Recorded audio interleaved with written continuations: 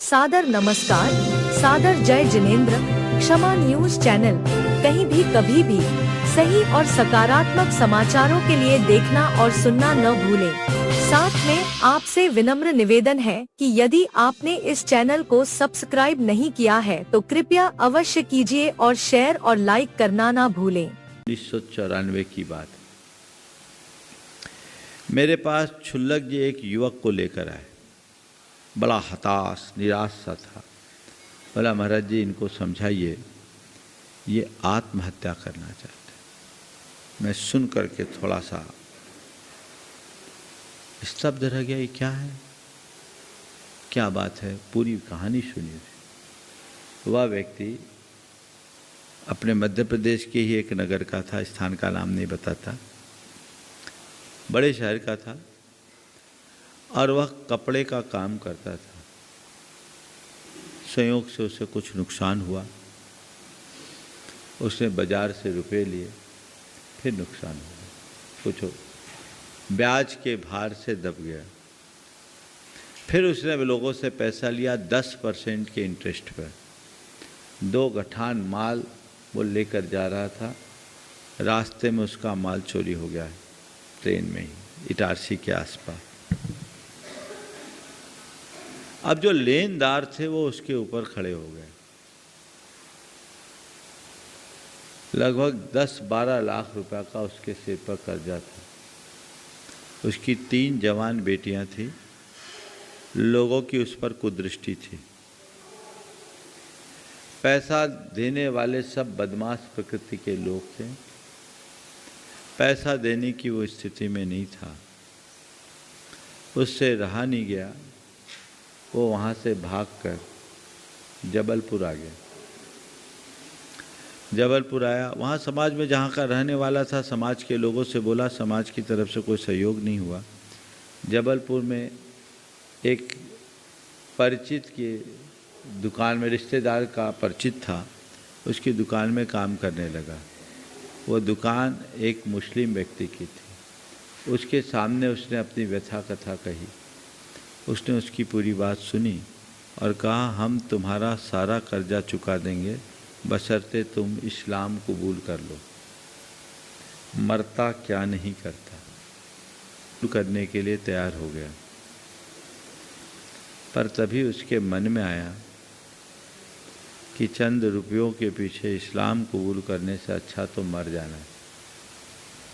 और आत्महत्या का भाव लेकर भेड़ा घाट चला गया। जबलपुर में बाजू में भेड़ा घाट चला गया सुसाइड करने के लिए। कि तभी उसका पुण्य जागा। उसने सोचा, अब मर तो रहा हूँ, एक बार गुरुदेव के दर्शन कर लूँ, उसके बाद ये काम करूँगा। वहाँ से लौटा, बस पकड़कर अमरकंटक गया। अमरकंटक में गुरु चरणों में और आया। 2-3 दिन से था, किसी से कुछ बोल नहीं पा रहा था। छुल्लक जी से सारी बातें बताई। छुल्लक जी उसे मेरे पास लाए। मैं उसकी कहानी सुनकर एकदम स्तब्ध रह गया। मेरे रोंगटे खड़े हो गए। मेरे मन में आया कि इस व्यक्ति को मदद तो करनी चाहिए। मैं उसे आचार्य महाराज के पास लेकर गया। गुरुदेव से पहले बता दिया था, गुरुदेव ऐसे ऐसे व्यक्ति हैं और इस व्यक्ति की ये स्थिति है। गुरुदेव ने कहा, इससे कहो कि कुछ दान करे। ध्यान से सुनो, जिसके लिए मैं ये पूरा किस्सा सुना रहा हूँ। किस्सा नहीं, घटना है। किस्सा तो मैं बहुत कम सुनाता हूँ। गुरुदेव ने कहा कि इससे कहो कि कुछ दान करे। मन में आया, पैसों के मारे मरने जा रहा है और गुरुदेव कह रहे इससे कहो कि कुछ दान करे। पर मैंने समझा कि गुरुदेव के मुख से बात निकली है तो इसके हित के लिए ही निकली होगी। मैंने उसको बुलाकर कहा कि तुम्हारे पास कुछ पैसे हैं? बोले हैं। बोले कितने? बोले 500 रुपये। कुछ दान कर सकते हो? बोले पूरा कर दूंगा। पूरा कर दूंगा। उसने 500 रुपये के दान कर दिए, रसीद कटा दिया वहीं। ठीक। उसके बाद गुरुदेव ने मुझसे कहा, देखो किसी श्रावक से कह दो इसको कोई काम दिला दे। वो लौट कर आया, जबलपुर में आया, जिसकी दुकान में वो आया उसकी दुकान में उसी दिन से बिक्री में बेतहाशा वृद्धि होने लगी। उसे लगा कि इसके पग मेरे लिए भाग्यशाली है। 2 महीने में उसने उसको 20% का हिस्सेदार बना लिया। साल भर में उसकी स्थिति बहुत अच्छी हो गई। आज सुसंपन्न है, भाग्य इससे होता है। ये दान जन्य पुण्य का फल है। आप लोग पुण्य की वांछा करते हो, पाप आता है घबराते हो, पर पाप काटने का रास्ता भी तो अपनाओ। ये दान का पुण्य है। अभी मैं बहुत सारे उदाहरण सुना सकता हूं, पर मुझे तय समय में बात पूरी करनी, इसलिए आगे बढ़ूंगा। ऐसे अनेक लोगों के उदाहरण हैं जिनके दान से जीवन की समृद्धि आई है। अभी कटनी में एक भाई ने पूरे समोसरण का मंदिर बनाया। आप लोग सब जानते हो, सुने होंगे टीवी में, सुदासागर जी महाराज के सानिध्य में वो पंचकलानक हुआ। नाम भी ले लेता हूँ, विजय कुमार चूड़ी वाले, विजय विश्व कहलाते। वो कहते हैं, महाराज एक समय मैं फुटपाथ पे दुकान लगाता था, मेरे पास कुछ नहीं था। जब से मैंने दान सीखा तब से मेरी समृद्धि आई। आज फुटपाथ पर दुकान लगाने वाला व्यक्ति करोड़ों का समोसरण बना सकता है और भगवान के माता पिता बनने का सौभाग्य प्राप्त कर सकता है अपने द्रव्य से। पूरा समोसरण, ये क्या है?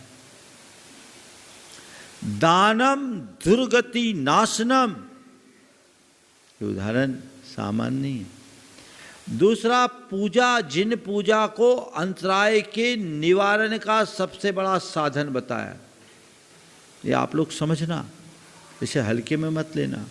जिनेंद्र पूजा से अंतराय का निवारण होता है।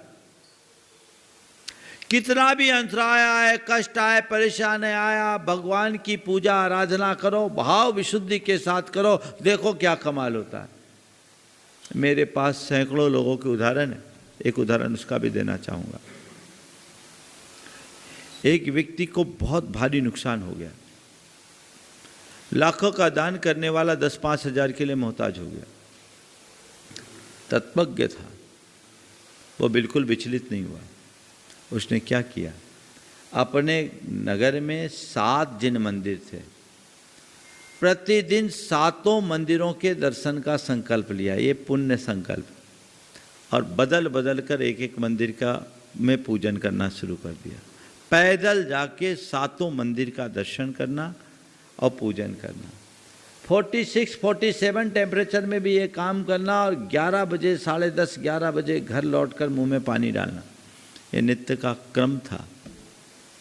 6 महीने बीते। नासिक में उसकी एक प्रॉपर्टी लिटिगेशन में पड़ी हुई थी। सामने वाला खुद आगे आकर के समझौता कर लिया और वो प्रॉपर्टी करोड़ों में बिक गई। बोला, महाराज इसके 15 दिन बाद भोपाल में एमपी नगर में हमारी एक प्रॉपर्टी थी, हमारे पिताजी के ज़माने की ली हुई, जिसका हमको कोई पता ही नहीं था। प्रॉपर्टी हमारे नाम पर है, इसका हमें पता नहीं, पिताजी की ली हुई थी और पिताजी बहुत पहले चले गए थे। दलाल का फ़ोन आता है, भैया ये प्रॉपर्टी तुम्हारे नाम की है, इसके कागजात हैं, पता कर लो, और अगर तुम्हें इसे सल्टाना है तो सल्टा दो। उसने उसको सल्टाया। बड़ी प्रॉपर्टी थी, करोड़ों का स्वामित्व, मालिक बन गया और आज पहले से और अच्छी स्थिति में है। ये है अंतराय के निवारण का उदाहरण। तो पुण्य की केवल वांछा मत करो, पुण्य की भावना भाव, और पुण्य की भावना भाने के साथ पुण्य का संपादन करो। समझ गए? उसमें संपादन यानी कार्य करो, पुण्य का कर्म करो, पुण्य करने में जुट जाओ, तब पुण्योपार्जन होगा। तो जिनेंद्र भगवान की पूजा से, पात्रगत दान से, व्रतों के पालन से और उपवास से पुण्य अर्जित होता है। व्रत अंगीकार करना चाहिए, छोटे छोटे व्रत लेते रहना चाहिए और व्रतों के निमित्त से भी उपवास करना चाहिए। हमारे यहाँ महिलाएं तो फिर भी कर लेती है, पुरुषों को तो मोक्ष का लाइसेंस प्राप्त है। उनके अंदर उत्साह ही नहीं, उन्हें लगता ही नहीं कि मुझे कोई अतिरिक्त पुण्योपार्जन की आवश्यकता है। और चौथी बात जो इससे रिलेटेड की, पुण्य का वितरण करो। पुण्य का वितरण करने का मतलब आप पुण्योपार्जन कीजिए, औरों को पुण्योपार्जन का अवसर प्रदान कीजिए। इससे क्या होगा? इससे आपका नेटवर्क बढ़ेगा और नेटवर्क ऐसा बढ़ेगा कि आपके निमित्त से जितने लोग पुण्य करेंगे उसका 6वां हिस्सा आपके पास आता रहेगा, 16.25%। केवल पुण्य करना नहीं, आप लोग उसको क्या बोलते हैं?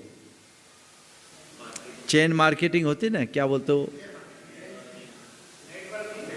नहीं, एक अच्छा शब्द है, एक के बाद एक, एक के बाद एक, एक के बाद ऊपर से नीचे आता है, चेन सिस्टम। कोई और अच्छा वर्ड है, मेरे दिमाग में नहीं आ रहा है। तो वो जो चीज़ें हैं ना, एक बार खोल दो तो नीचे नीचे नीचे नीचे। आचार्य महाराज कहते थे मुझे तो अब कुछ करना ही नहीं पड़ता, इतनी बड़ी दुकान खुल गई। हाँ, क्या बोलते उसको? नेटवर्क मार्केट नहीं, एक और अच्छा वर्ड है दिमाग वो।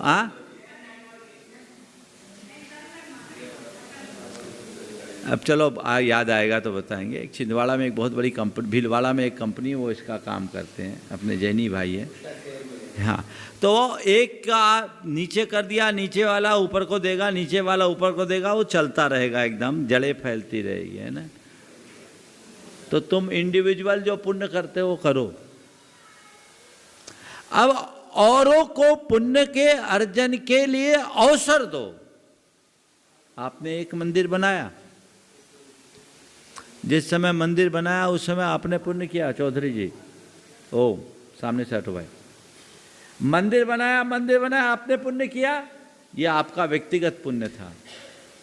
अब इस मंदिर में जितने लोग इस मंदिर में सहभागी बने, उन लोगों ने व्यक्तिगत पुण्य किया। पूरी कॉलोनी के प्रमुख लोगों ने मिलकर मंदिर बनाया, आपने मंदिर बना दिया।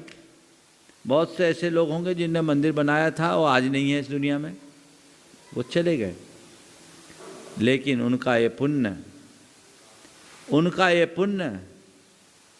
अब तब तक चलता रहेगा जब तक ये मंदिर है और लोग यहाँ आकर के पूजा अर्चा करते रहेंगे। जितने लोग मंदिर में आके पुण्योपार्जन कर रहे हैं, उनके पुण्य का 6वां हिस्सा यानी 16.25% किसके यहाँ खाते में जाएगा? जिसके निमित्त से ये पुण्य आया है। इसलिए इसको बोलते हैं पुण्य का वितरण। समझ रहे हैं गणित? समझ रहे हैं गणित? तो ऐसा भी काम करो, एक बार लगा दो। जब कभी ऐसा मौका आए कि ऐसे कोई स्थायी कार्य हो जिसमें पुण्य से पुण्य, पुण्य से पुण्य, पुण्य से पुण्य की वृद्धि होते रहे, कभी मत चूकना। सबसे आगे बढ़ करके काम करना। हाँ, 5 सबसे आगे बढ़ करके काम करते जाना। क्षमा न्यूज चैनल देखने के लिए आपको बहुत बहुत धन्यवाद। सादर प्रणाम। सादर जय जिनेंद्र।